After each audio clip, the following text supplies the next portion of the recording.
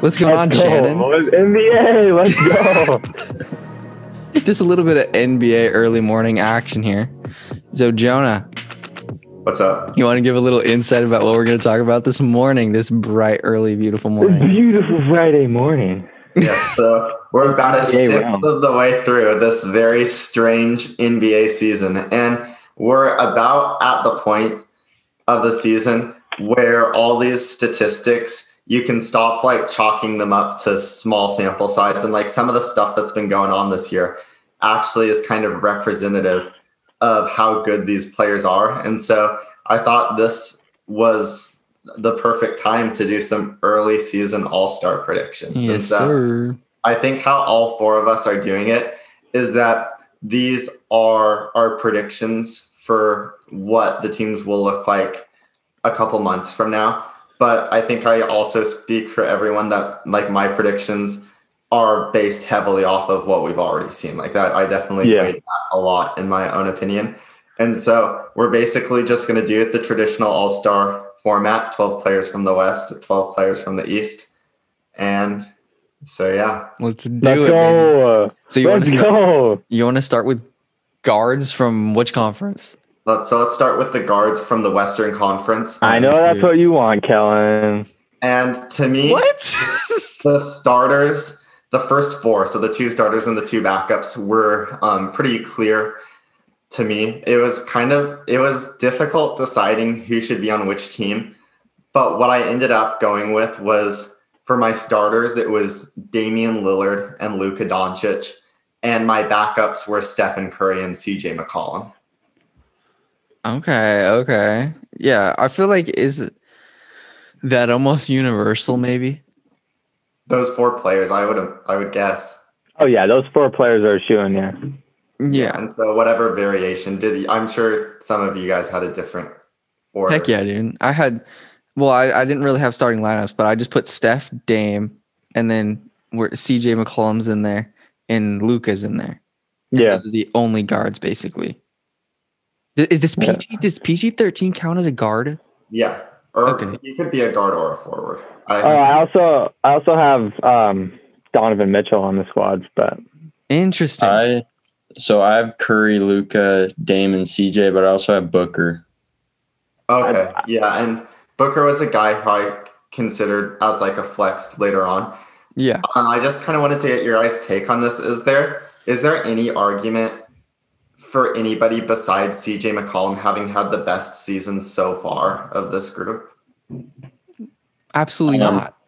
It depends how the Blazers do. If they start, like if they have a bad stretch of games and they're like 8-9 seed, I think that would be the only argument that you have against him, where you could see like Booker and Donovan Mitchell get in instead of him with Dame.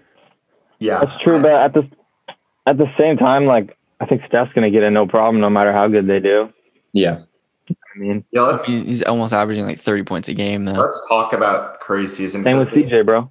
No, I'm not saying that, but I'm just saying like I'm just saying Donovan Mitchell's like way different from Steph. Yeah. Oh yeah, that's true. Yeah. So let's talk about Curry because he was an interesting one for me. Kellan's right. He's averaging about 30 points a game. He's at like 28 now. 28. Yep, third in the NBA. But he's just been wildly inconsistent this season. Like I'm just gonna read off his 3-point percentages from each game this season: 20, 20, 33, 55, 33, 50, 41, 16, 64, 10, 37. He's had 5 games where he's shot under 50% effective field goal percentage, which contrasts that with CJ McCollum has had 2 such games. And so it's just been a very like rocky start for him. He's obviously had a great game against the Blazers, followed that up with like an almost triple-double against the Kings. And then that game against the Clippers was an amazing shooting performance also. But it's just been so inconsistent. He's had his 3rd worst assist season since 2012, only 6 a game. And he's turning the ball over quite a bit as well, which is kind of concerning. Like the handle has not been as tight as I feel. Yeah. And I mean, I think we expected the assist to drop because there's less guys to get assists off of. You know, like when you're playing with Clay and those guys, like you can rack up assists pretty quickly. But yeah, and the other thing is like when you got Kelly catching that ball, it gets a little more difficult. He's getting a little more saucy from behind the arc, though. Oh, You were no, like he's 3 not. of 8 last night. He has been improving, but the thing is, like, even with the Rocky statistics, like Stephen Curry is always a guy who we can say, even when he's not scoring the ball or doing stuff on his own, he's always impacting the game in a positive way while he's on the floor. Yeah.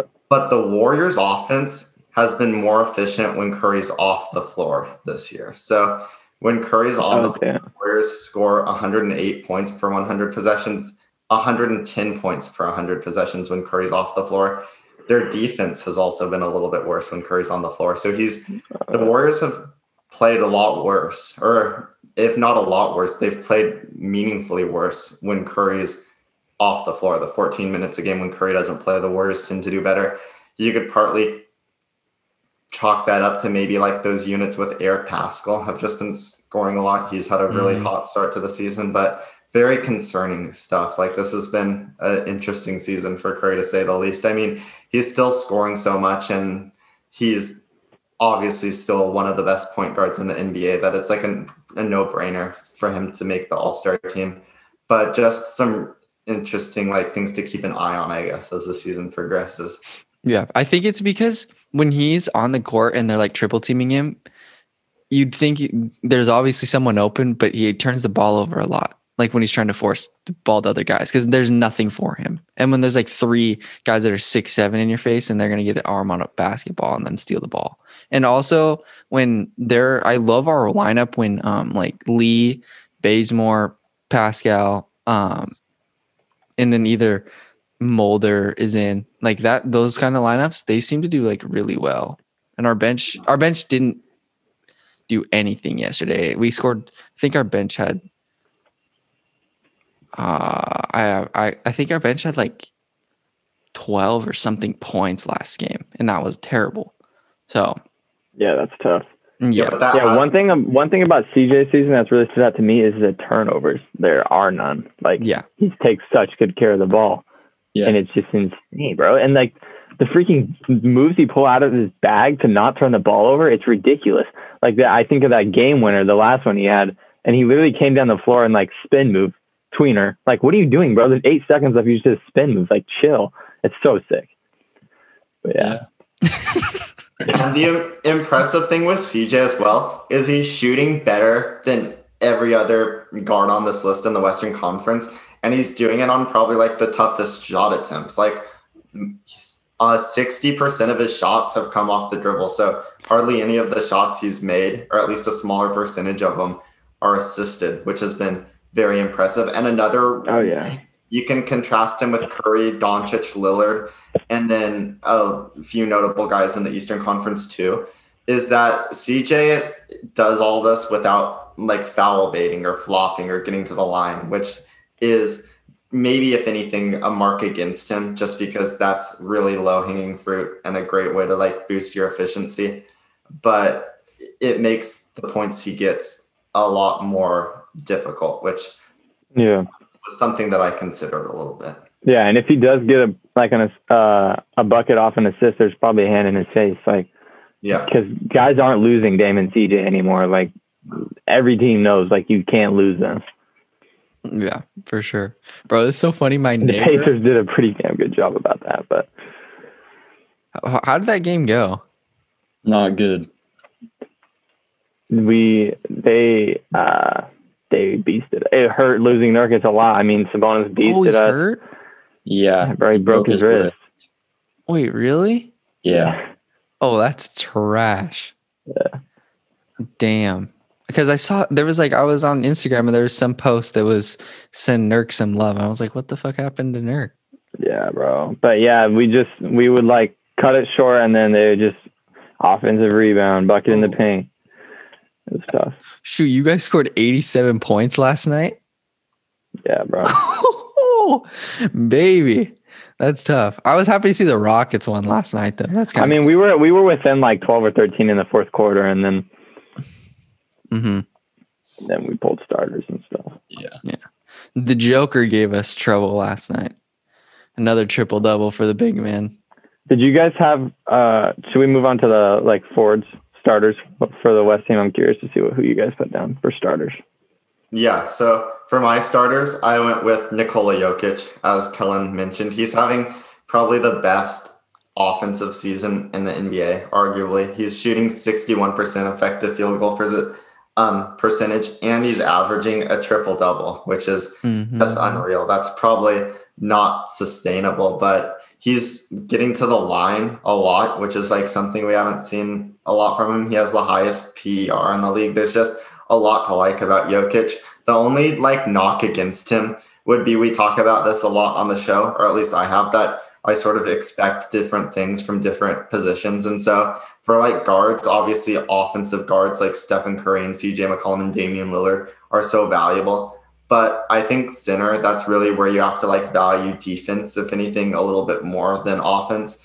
And the Nuggets have been one of the worst defenses in the league. And they've been a lot worse when Jokic is on the floor, which that sounds like intuitively it would be correct because Jokic isn't some great defender. But when you think that his backup is either Isaiah Hardenstein or JaMychal Green at the 5, and the Nuggets are doing better with those lineups than they are with Jokic on the floor, that's definitely concerning. So he's had a wonderful offensive season, and I think probably a lot of it's sustainable.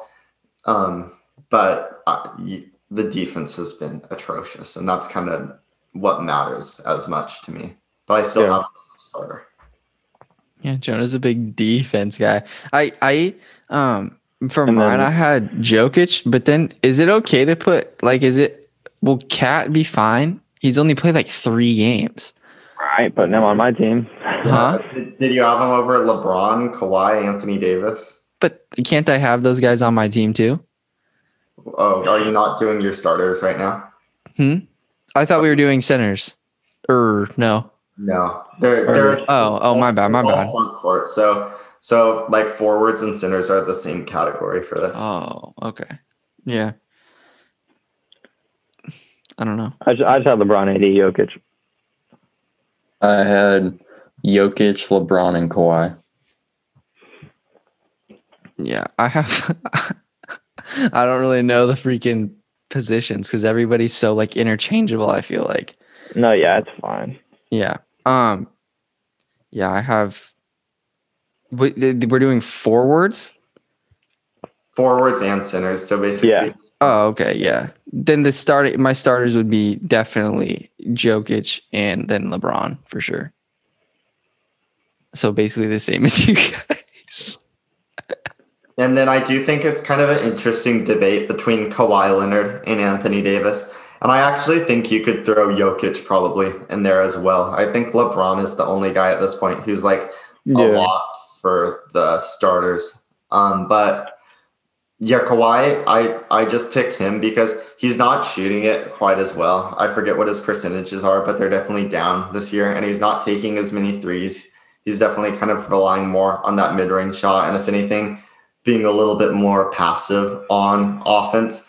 But as we've seen kind of every year, his passing just keeps getting significantly better. I don't know what his assist percentage is up to now. I probably should have looked that up, but it's crazy how they run their offense through him. And in traditionally last year, he would play a lot with Lou Williams or Patrick Beverley, and those would be the guys taking the ball up the court. And if it was a play designed for Kawhi, they could feed it to him in the post or have him come off a screen or do whatever they wanted to get him the ball. But no, this year it's been much more of Kawhi at the top of the key, creating offense and doing a lot of the passing and the creation, which I think that suits him well because that's definitely an area of his game that's steadily improved. And all of the defensive stuff is just as good as it's always been. He's getting a ton of steals. His help defense has been amazing. And so I just went with Kawhi over Anthony Davis. Anthony Davis has been off to a bit of a rocky start offensively. I predicted Anthony Davis to win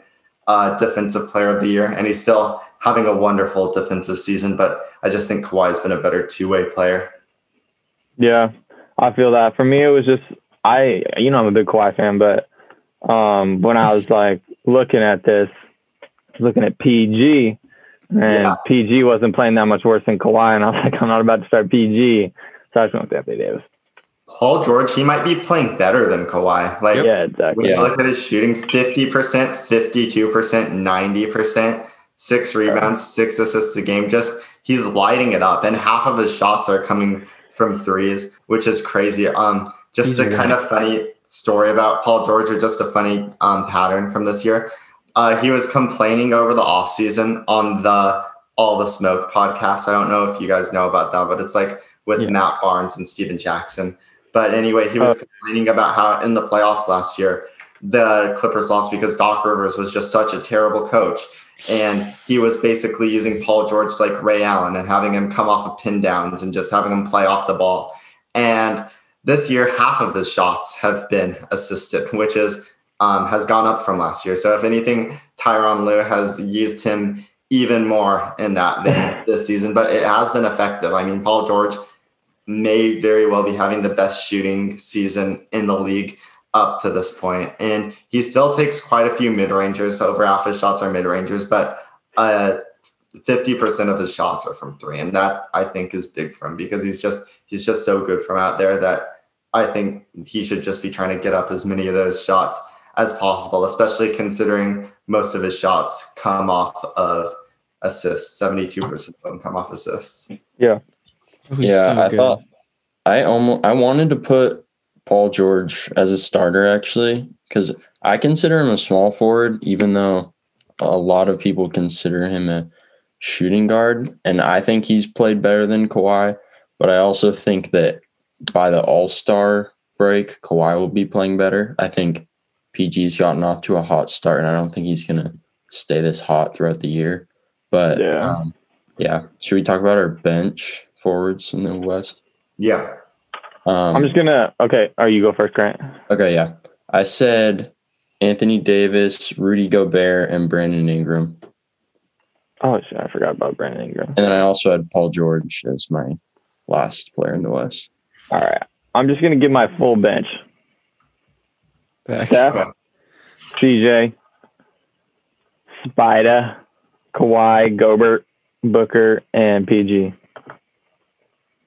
Damn. Wait, so what's your starting five again? Mine is Dame, Luka, LeBron, AD, Jokic. Okay. Dame, Luka, AD, LeBron, and Jokic. Okay, so then take away those guys. And so basically my bench would be, I had kind of, for my 12th spot, I didn't know who to put. So I put like Mitchell / Booker. And then I threw in a little one there for you, Channon. Andrew Wiggins. I knew you were going to do that. Dude, it's possible. It's possible, okay? No, it's not.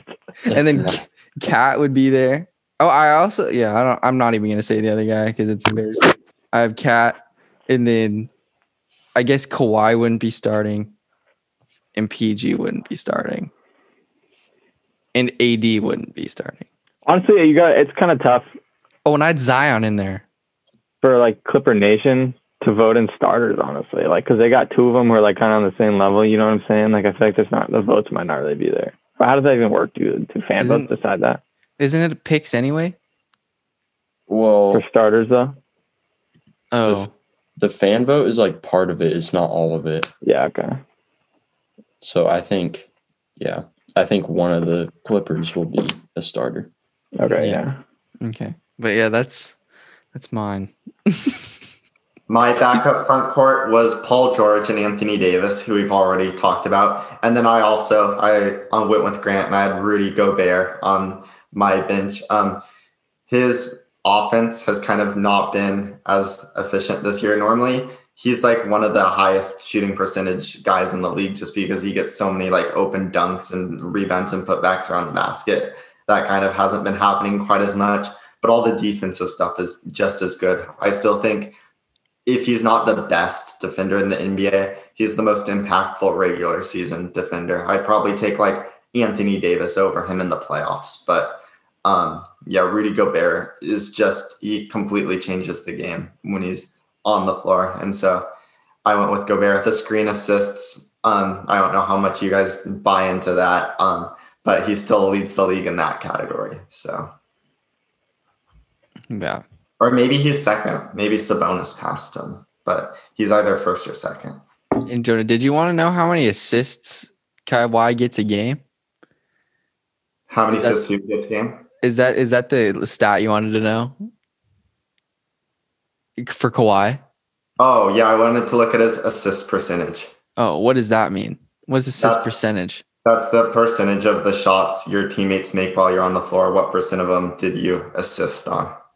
Oh, I don't think ESPN has advanced stats on here. I don't think that information is crucial for this podcast, but just a few guys on my short list of players I considered. I definitely thought about Brandon Ingram a little bit, but he's just been shooting the ball terribly this year. Well, not terribly, but way worse than last year, below average efficiency. And his defense is still not getting better. And the Pelicans have kind of been off to a shaky start. So I didn't really want to include Ingram, especially not over a guy like Gobert or Davis. I should say the two flex spots I gave them to Devin Booker and Jamal Murray. Just because. What? Jamal Murray?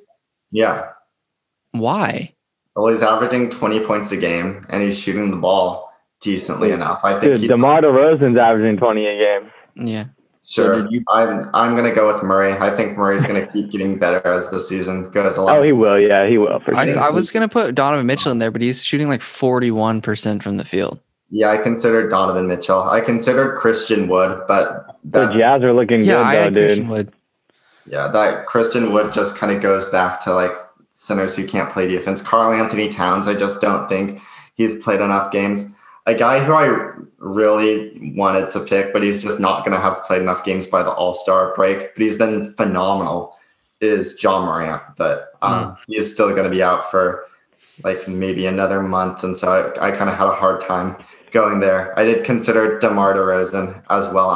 I'm on the fringe of the players that I looked at. Draymond Green, I at least took a look at his stats because he's a scoring machine. Yeah. I don't know about that, but the Warriors have Kellan can speak to this too. It's just been night and day since Draymond Green came back. The Warriors are playing so much better. Oh, yeah. Oh, and then did you see DeMar miss that game winner last night? He got robbed. Yeah, he did. No. In and out. Sucks. Against the Rockets. And then I actually haven't gotten to the guy who is my 13th man. So I guess the first person who got cut is Shai Gilgeous-Alexander. Yeah. So I haven't really watched him play. It was Shai against Jamal Murray for the last. I like to pretend I'm Shai when I'm playing. The way he'll he stops weird on a dime. You know what I mean? Yeah. He looks like no other player. So. How much did you guys factor in team success into the picks? Not too much. I kind of did. That's why I had Donovan Mitchell on there. Yeah, same. I would have him over Murray just because the Jazz are doing better than the Nuggets. For them to have two All-Stars versus the Nuggets. Mm-hmm. Yeah. Yeah. I definitely considered it with Devin Booker because I just thought the Suns are playing so well. I feel like they've got to have at least one guy in there. Yeah. Same here. Booker got robbed last year. I know technically he's going to be counted as an all-star because Dame was injured and so he got to play. But I really think he should have been just voted in there, probably over Brandon Ingram. But yeah, I think that will be righted this year. Yeah, I had to put a Suns name down just because of how good they're playing. So I was disappointed. He's not really jumping off the stat sheet, but they're winning. So yeah. So I think, dude, if they actually played a game, the West, I think. Actually, I don't know. I feel like the West would win. It's different this year. There's good players in the East too. I know because I forgot literally KD. Bums aren't making the All-Star team in the East anymore, man. There's good players. Yeah. Do we start with the East? Yeah. Do you guys have any last thoughts about a Western Conference player? Nah. Okay. No. All right. Should I give just my East guards? Yeah. So I went with James Harden and Bradley Beal. Yeah. They're balling. I mean, James Harden technically isn't yet, but I think he will be. So Bradley Beal's obviously playing amazing. They're not really winning, but he's still playing out of his mind, and he was snubbed last year. Is he averaging like 34 or something? Points a game? Yeah, 35. That's insane. Do you guys want to use this as a vehicle to just give some brief opinions on the James Harden trade? Yeah, okay. Everyone's talking about they don't have a bench now. They probably won't be the number one regular season team and all that. But you don't need 11 players in the playoffs, dude. You just don't. You need 7 or 8. And you're chilling. And if 3 of those players are James Harden, Kevin Durant, and Kyrie Irving, if you can keep them all the way bought in and healthy, which isn't easy, but if you can, dude, how do you stop that? Yeah, you can't. I think this is probably the best offensive team of all time. Yeah. Crack. Really? You think the whole team, you think offensively they're the best team of all time? Yeah, I think because when you've got, and this is assuming Kyrie Irving just comes back eventually, which I mean, that's far from a given at this point. But yeah, because you've got Kyrie Irving, you've got James Harden, and you've got Kevin Durant. So those are probably 3 of the 4 or 5 best offensive isolation players. Definitely 2. Definitely 2 of top 5, if not 3. Yeah. Yeah. And I don't know. Teams can't afford 3 guys to stop that, because if you have 3 guys who can stop those players, you probably don't have 3 guys who can score the basketball. So I don't know how that's going to work, because they're just so good at scoring. You don't have 3 Robert Covingtons or whatever on a team. And all 3 of them are good passers as well. Yeah. And then when you throw in Joe Harris, who's probably one of the better. NBA, this offense is just going to be completely insane. He's the perfect player to complement them. He's obviously not on the same level, but kind of a Klay Thompson type build. Jared Allen was a big loss for them, though, I think, on defense. I think I agree with that. He was their best defensive player, probably. Yeah. And they played so much. When DeAndre Jordan is on the floor, the defense is just so much worse than it is with Jared Allen on the floor. And I wonder if they considered doing the trade without Jared Allen, because that's an interesting point. Was the one Milwaukee first round pick, was that really necessary for Houston to have that to complete the trade? I don't necessarily know. I mean, I think I would have tried to drive a harder bargain if I was Sean Marks. I still like this trade for the Nets just because I think it increases their championship upside so much. Some people have been saying that the players are redundant and all of there's only one basketball jokes. And I mean, sure, I think that's true to a point, that there will be some diminishing returns. I mean, not all of them can average 30 points a game, but just like what Channon was saying, just no team has 3 players who they can play together that can stop all 3 of these players. And just a very simplistic way of looking at it is, when Kevin Durant goes off and he scores 34 points a game, the Nets aren't going to lose. He had that game against Oklahoma City and nobody else on the Nets was playing very well, and the Nets wound up winning that game.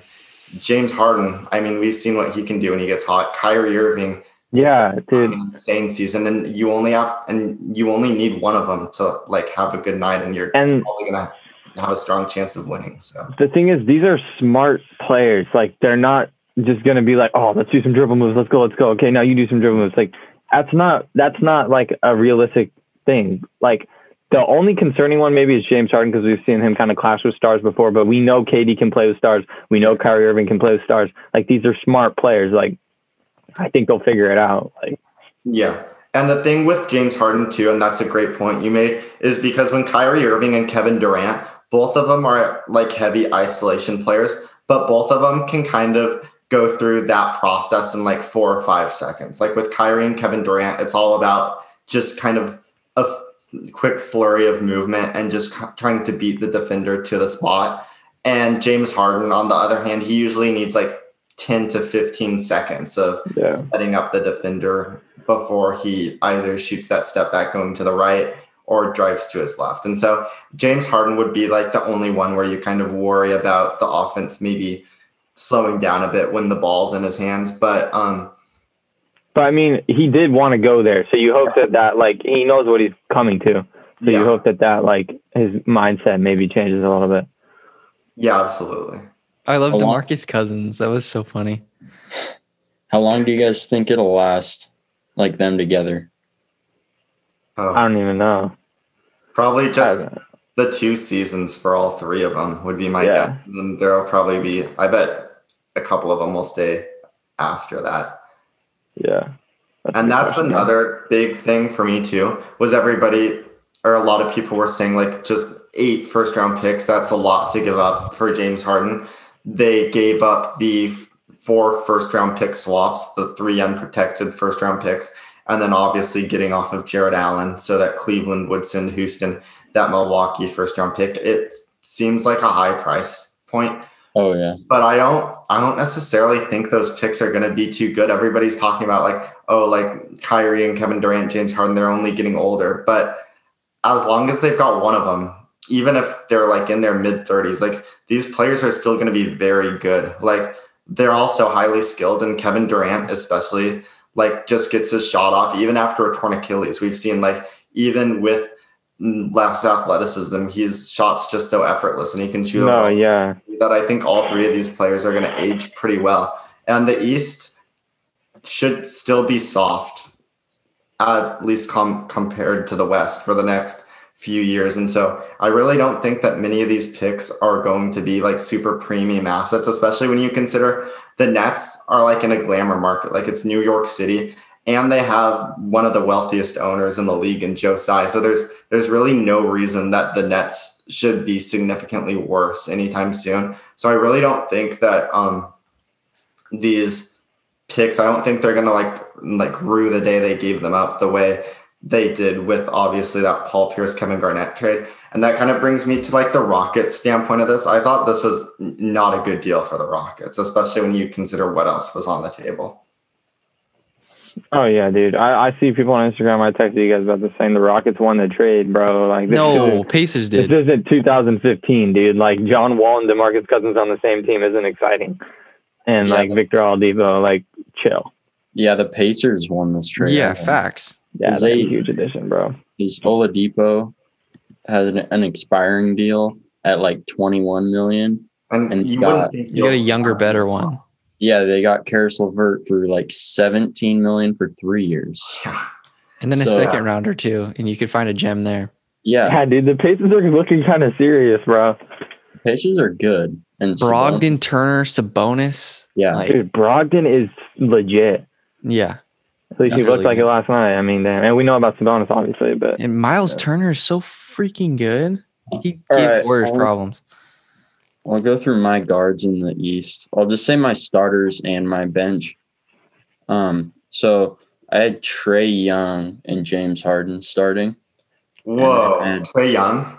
Yeah. Wow. Over Beal? Yeah. And so then on my bench, I had Bradley Beal, Zach LaVine, and then I'm not sure between Jaylen Brown and Kyrie Irving. Wow. I don't know. The guards in the East were tough. Yeah. I didn't even think about Trae Young when I was making this.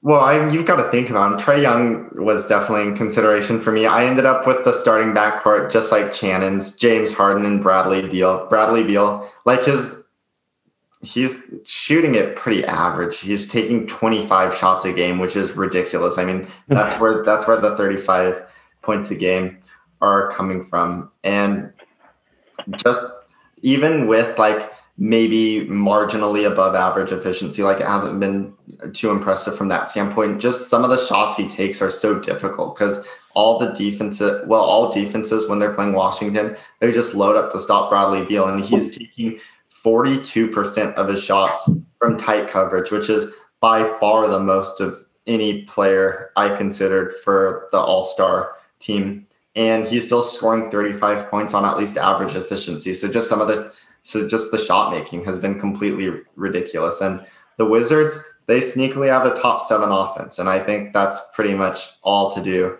with Bradley Beal. So yeah.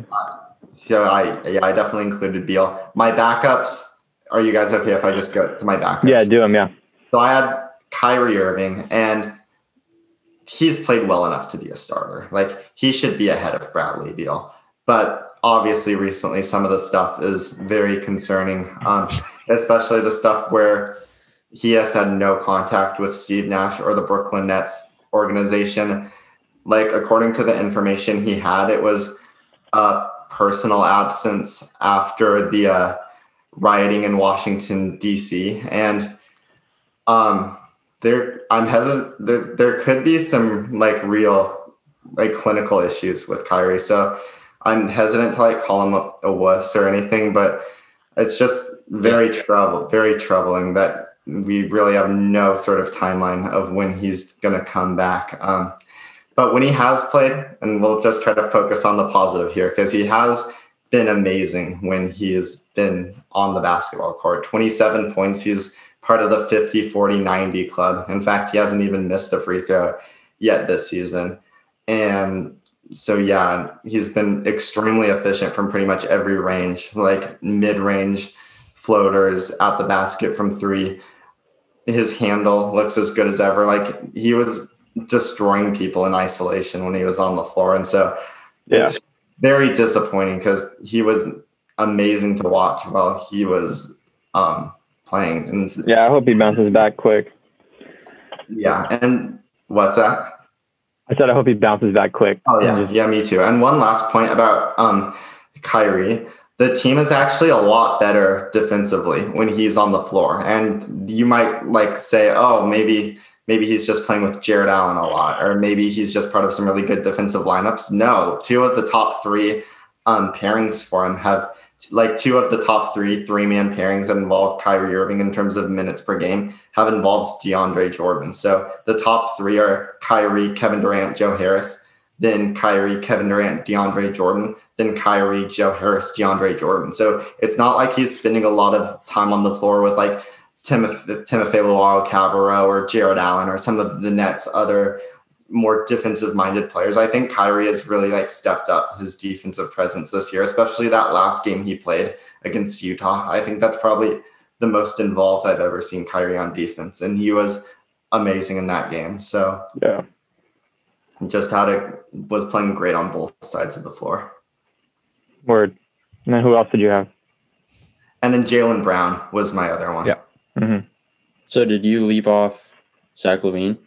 I left off Zach LaVine. Yeah, he wasn't my two flex players who I actually included two more guards in the East. And those are Trae Young and Malcolm Brogdon. And then I considered Zach LaVine. I considered Kyle Lowry. Colin Sexton has been scoring quite a bit this year. Honestly, I think a Raptor, I'm just going to say, no, I didn't put a Raptor on my squad, but I think a Raptor's probably going to get in just because they got Canada voting for him. You feel me? True. That could be. Yeah. I don't think they will. I think Pascal's solid. Yeah, dude, I think he sucks. Yeah, he's had a bad year so far. I think he sucks, dude. Really? Dude, I'm trying to catch TJ McConnell on the court, dude. I'll give that guy buckets. I'm telling you right now. Watching him last night, seeing him run around, dude, I'm like, dude, I'm bodying that guy, bro. Even though he's out there bodying my Blazers. Had me salty, bro. It's okay. It's okay. Channon, what's yours? I didn't really. I just disregarded positions pretty much. I went with Trae and Kyrie. Interesting. What has Trae Young done this year, dude? I literally forgot he existed as an NBA basketball player.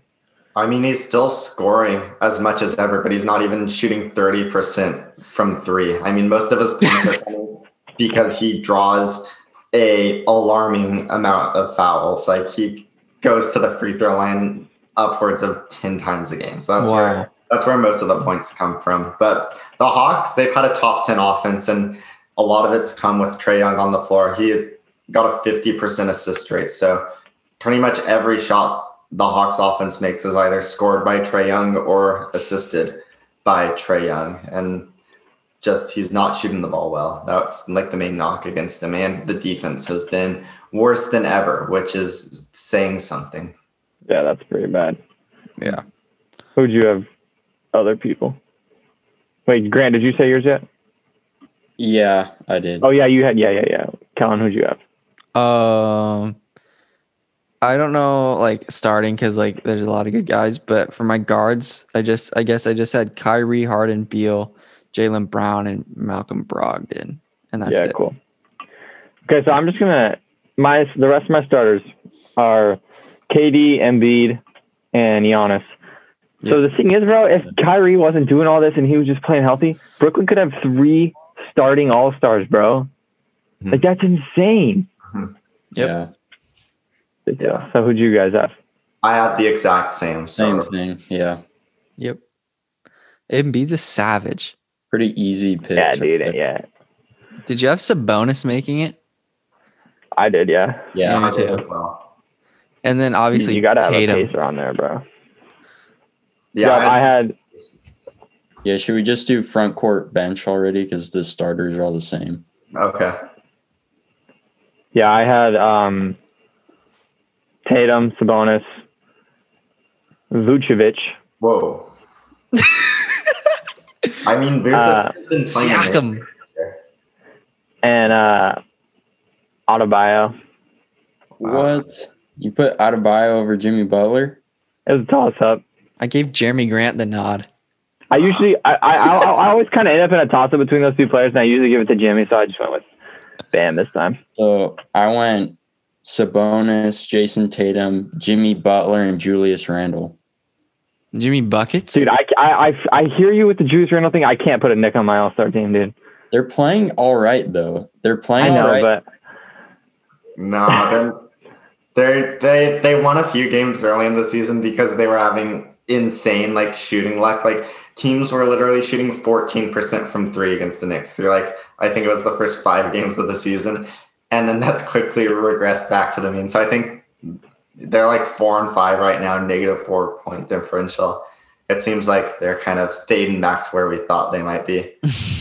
There are 2 names that you guys didn't bring up at all that I'm kind of surprised about because Gordon Hayward and Jeremy Grant, or Chris Gordon Hayward was one of them, and Chris Middleton. Yeah, he was a boy. He made my team. Chris Middleton. I was thinking about that. Yeah, no, I considered both of them, but for me, I put because I had Tatum, Jimmy Butler, and Sabonis as locks pretty much, and then for that last spot, it was basically between Julius Randle, Chris Middleton, Gordon Hayward, Vucevic, Jeremy Grant. Like, there's a lot of guys that could have fit into that last spot, I think. I put Grant on my team. Yeah, I didn't think about Grant.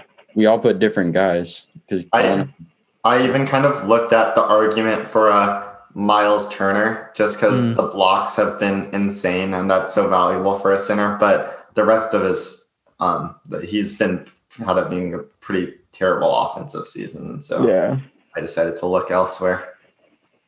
Chris Boucher stays hot. He's gonna be an all-star.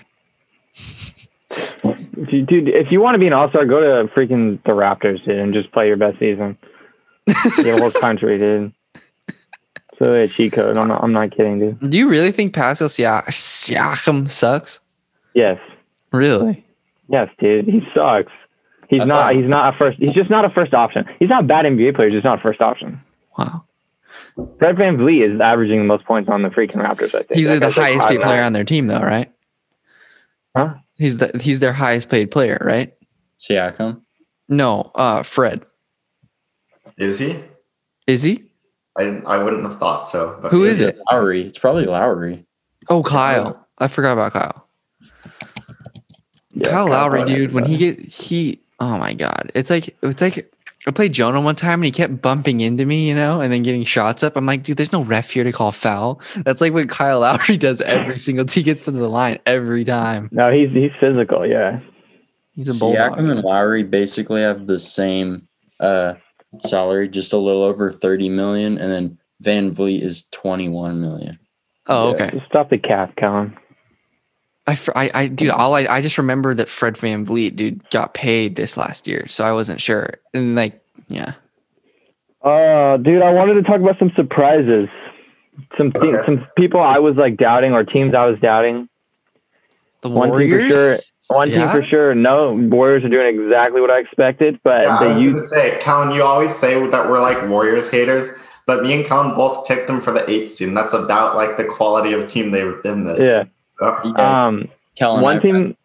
I meant to tell you, Kellan, that the Warriors already have a third of their losses that you predicted for the whole season. Over a third of the. That's why we're going to go on a big run. Like, they need to chill out. It's fine. Is it the upcoming games? Is that where the run is, or is it after the upcoming games? Because I saw your schedule. Your schedule. Do we play the Lakers next?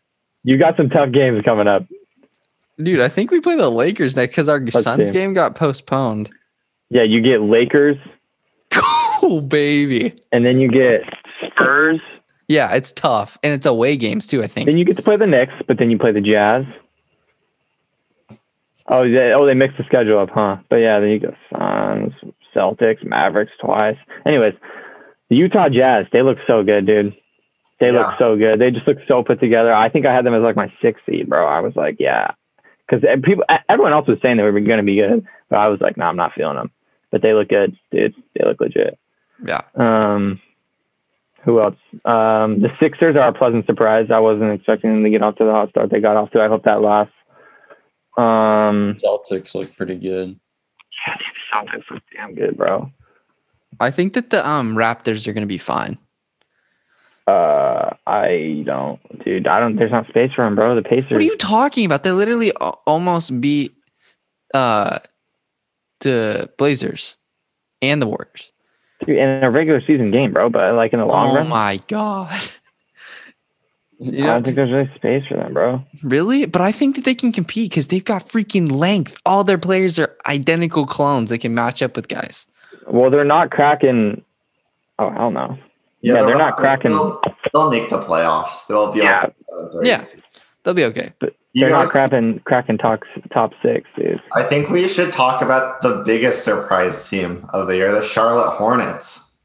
Oh, dude, I am a LaMelo Ball fan, dude. He is just such a freaking beast, dude. He's going to be an MVP one day, I'm telling you. The Hornets have been probably my favorite team to watch this year, besides the Blazers, just because they're so exciting. Because LaMelo and Gordon Hayward, they play so well together because they're both kind of they both are guys who like are ball handlers and can pass, but they both like to move the ball and transition quite a bit. So they just get up and down the floor. And they're playing PJ Washington at center, and it's just exciting. Yeah, bro. LaMelo's a savage, but he's already way better than Zoe. I've already said that, but I'm jealous of Channon's Rookie of the Year pick. I wish I took LaMelo. Who did you choose? I'm sticking with my boy James. James lit it up last night. I picked Anthony Edwards. Oh yeah. Dude, James Wiseman is a bust, bro. Imagine not averaging more rebounds than. Did you say he's a bust?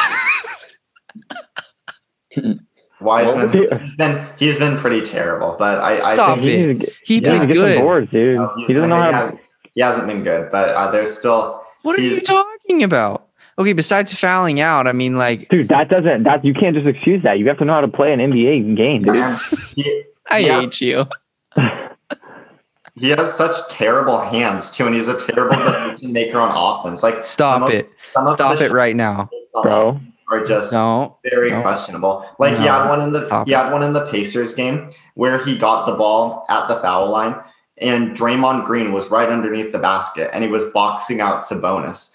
And so James Wiseman, he has such a long wingspan and such a long frame. You'd think he'd be able to take just 2 steps and dunk it, right? Nope. Instead he settled for that 15-foot fadeaway jumper that he loves so much, and he missed it. And so he still has a very long way to go, in my opinion. Yeah, he's literally younger than me, so I mean, I think he's got time.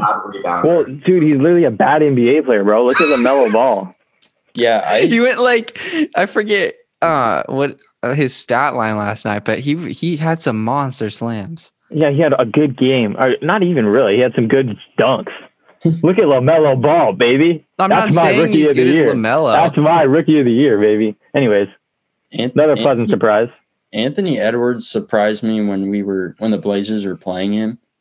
He looked way better than I thought because I didn't watch him at all. He has a lot of potential for sure. Oh yeah, dude, he's got it in him, bro. Some of that time he would explode athletically and just get to the rim. Who's stopping that? Yeah, it looked like LeBron. Yeah. Oh yeah, he could be tough. What pick was Halliburton? 12.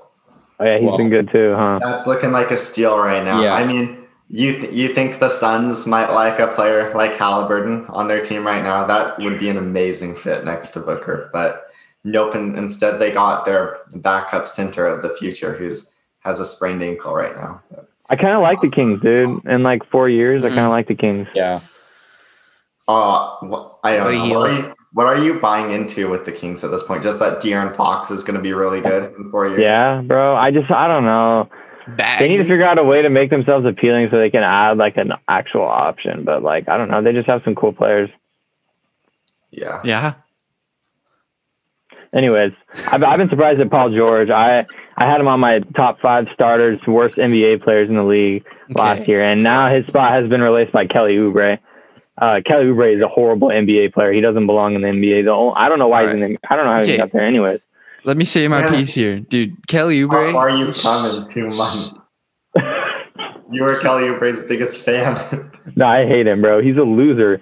The way he like anime. Oh my god, dude, no, stop it. He got so lame, bro, so fast. Like, I don't know what. I guess the Warriors just ruined him. I don't know how that works. I guess that's what happens when you play for the Warriors. But he is so lame, like so cringy. Like before, I used to be like, damn, bro, that's savage. But he is so cringy, bro. Like he's talking to CJ, like talking trash to CJ and Dame. What are you doing, calm bro? down. Like, what are you doing, bro? Calm down. When other people on the Warriors like do stuff, he literally flexes on the other team when he hasn't done. So funny.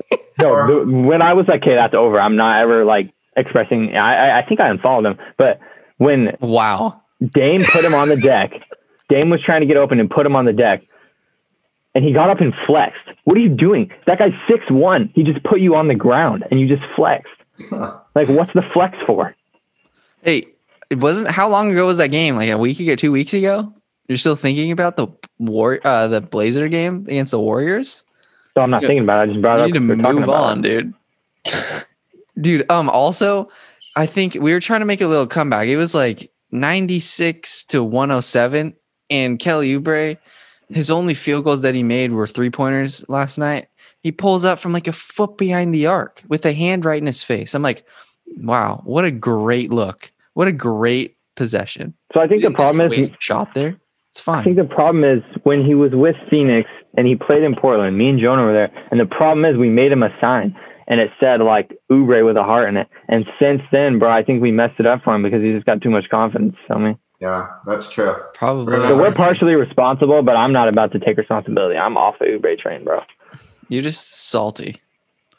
No, bro, he sucks. He makes me so upset sometimes, but he's fine. He does things to make up for it too. He's just like Draymond, except instead of Draymond, for every like one good thing he does, because Draymond does like 2 bad things for every one good thing, but Kelly does like 4 bad things for every one good thing. So yeah, it's like he's Draymond Green. If Draymond Green was worse on defense and was a terrible decision maker on offense and also shot 6 threes a game. So no, more than anime ran more than 6 threes a game, probably, dude. Oubre does. I mean, it seems like it. I mean, he's absolutely fearless. Yeah. Absolutely. And do you like that? No, he makes me want to throw my remote at the TV. I hate it. It's so annoying. He wastes possessions. It's like, no. If I was Steve Kerr, I would just be like, you're not playing. Because when he's not playing sometimes, we're doing really well. I haven't been watching the Heat. Why are they 4-6? They're kind of taking it really easy. Jimmy Butler has hardly played at all. Goran Dragic has hardly played at all.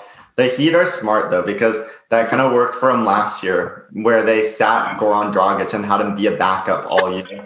And then he was fresh when the playoffs came around, and he had an amazing run in the playoffs. And so now they're going to do that same thing with Jimmy Butler and Andre Iguodala. So a lot of it right now is just Tyler Hero running pick and rolls and trying to jack up shots off the dribble. And so like that's kind of lit because he's just getting better, bro. He's just developing, getting opportunities.